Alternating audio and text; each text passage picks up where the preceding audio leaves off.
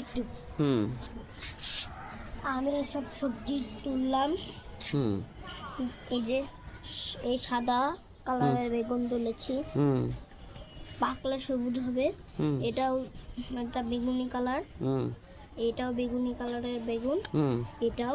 আর কিছু কাঁচা টমেটো তুলেছি, এই যে কাঁচা টমেটো। হুম নানুর বাগান থেকে তুলেছো, কেমন লাগছে?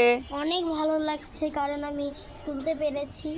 নানুর ছাদ বাগান দেখে তুমি খুবই আনন্দিত হ্যাঁ, খুবই আনন্দিত, এবং খুশি। খুশি অনেক।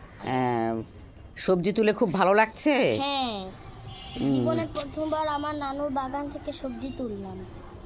ঠিক আছে, আচ্ছা, আমার আরাজমনি অনেক খুশি সবজি তুলেছে। আপনারা সবাই দোয়া করবেন, ওরও চ্যানেল আছে, আপনারা সবাই সাবস্ক্রাইব করবেন।